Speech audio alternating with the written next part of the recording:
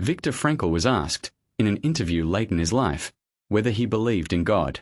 His answer was characteristically precise. He said that he believed in something, a super-meaning, a ground of meaning that transcended what any human being could fully grasp, but that he was reluctant to call this God in any specific theological sense, because the word carried associations that he did not want to burden his answer with.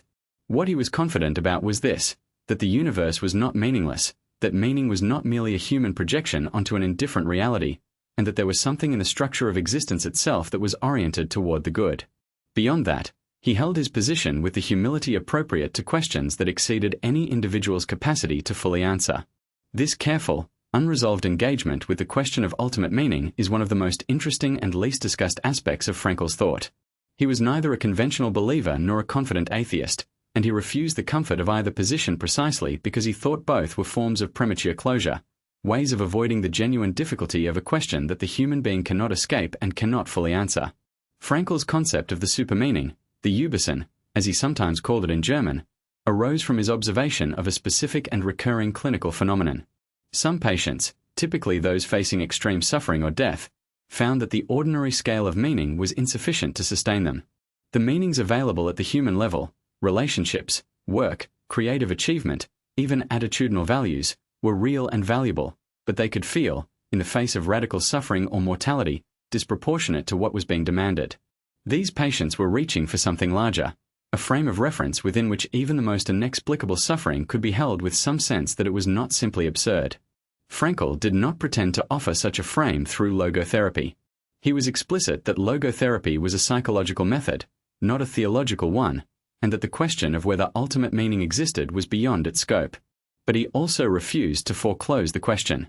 He believed that the openness to a supermeaning, the willingness to acknowledge that human meaning might be embedded in a larger meaning that transcended human comprehension, was itself a form of psychological and existential health. The person who could hold that openness without collapsing into either credulous certainty or defensive nihilism had, he believed, a kind of maturity that sustained them through difficulties that more closed positions could not. His own religious orientation was Jewish by heritage and existentialist by temperament.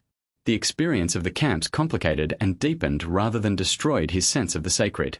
He could not, after Auschwitz, believe in a God who directly intervened to prevent suffering. The evidence was too absolute. But he could, and did, believe in a meaning that was not extinguished by suffering, a value that persisted through the worst that human history had produced, expressed in the dignity of those who met that worst with courage and love. For the believer, Frankl's framework offers a way to integrate faith and psychological health, to understand religious meaning not as a substitute for personal engagement with life's demands, but as a context that deepens and grounds that engagement.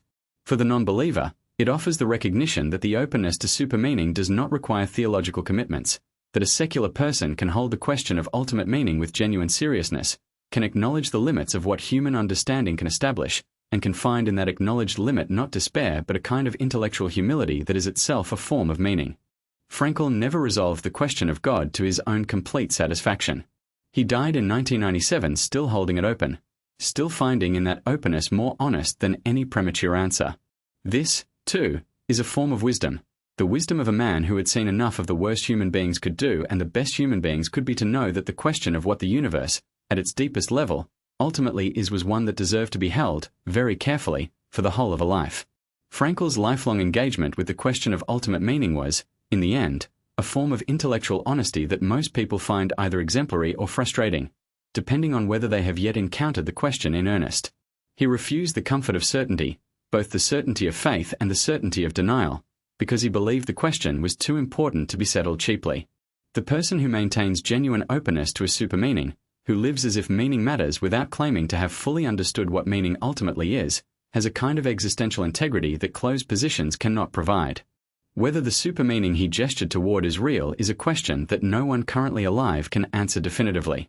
But the stance he recommended in its presence, open, humble, committed, genuinely responsive to what meaning demands, is one that the evidence of his life suggests is worth emulating. Subscribe to the Psychology of Viktor Frankl to explore more of his timeless ideas.